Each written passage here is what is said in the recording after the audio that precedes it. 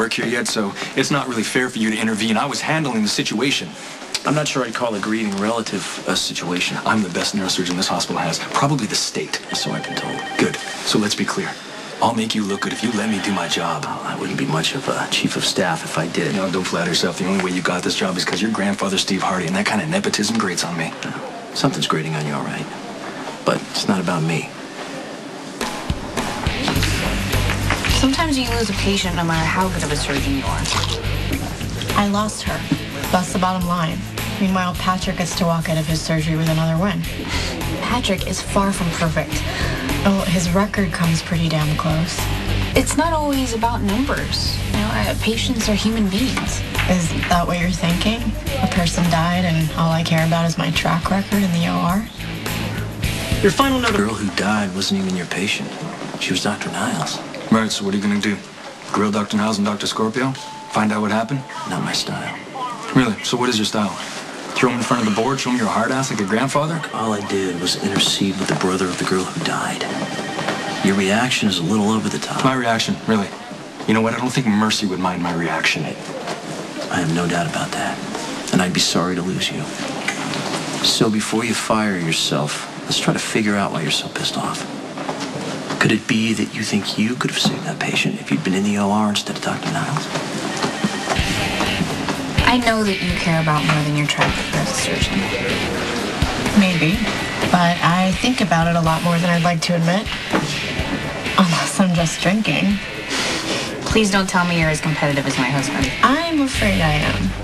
It ticked me off to add a check to my loss column while Patrick was in there saving the other patient. I was in there with you.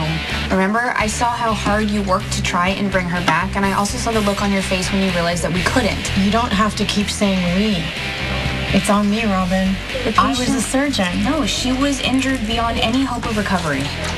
I was her last chance. And I didn't come through. There's a delicate balance when we lose a patient. We have to allow ourselves enough emotion to be human, but not enough so that it creeps in and we doubt ourselves, so that we're ready when the next patient comes in. Who would have guessed Patrick's wife would be giving me a pep talk?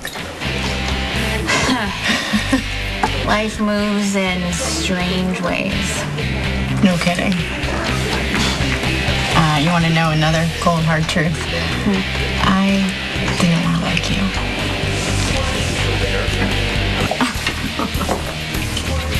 Hey. Can I get a beer, please? How's your patient? She's good. She's gonna be full recovery. I lost her friend, and he didn't hear. I did. I'm sorry.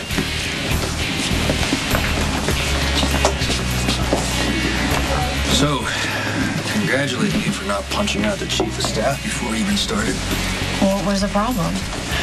Patient's brother showed up, wanted somebody to blame, probably looking for a lawsuit. Or an explanation. Which is what I was giving him until Super Chief stepped in and took over. You're kidding. Steve Weber doesn't strike me as the type of guy that has to prove anything. Really, what would you call it? Saving you from yourself. You are my husband, and I love you. But your skill in the OR is inversely proportionate to your bedside manner. Robin, I gave the girl's brother the facts. He needed to know what happened. He was grieving for his sister. He needed to know somebody in the hospital actually cared. Okay, he was claiming that the surgery was botched. And I told him that Lisa was a fine doctor. She did everything she could.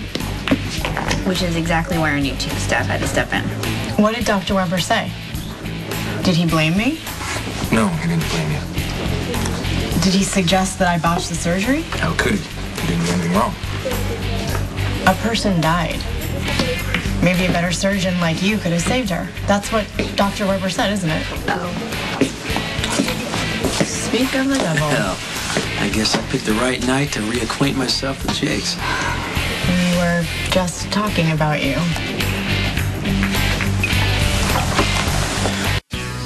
Do I want to know what you were saying about me? We were just talking about how you saved my husband from himself. And for that, I'd like to buy you a drink. Okay. was pretty shaken up about losing that patient. But your wife talked me through it. Yeah, she's good at that. One of her many formidable talents. I get why you left your hard partying ways for Robin. She's pretty amazing. She is. And right now, she's talking down the chief of staff and telling him that I didn't really mean to be a jerk. Well, she's right. You don't. But sometimes you can't help yourself. Your husband informed me that I should do my job and let him do his, without interference. Did he get to the part where Mercy and many other hospitals would be lucky to have me? Sorry about that. I will make sure he sticks around. Good, because I can afford to lose my best cutter or his brilliant wife. Okay. Let's settle this. Making a big mistake. These hands, golden. Why is it that all surgeons think their eye-hand coordination is better than anyone else's? Because it is. Stop bragging and throwing. Okay, fine. Watch and learn.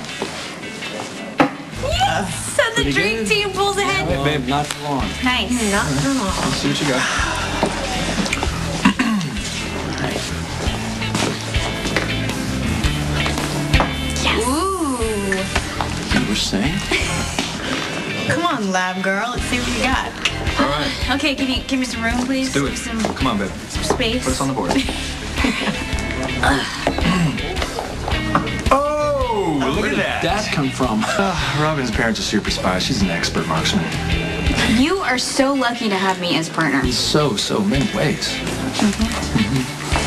Good shot, babe.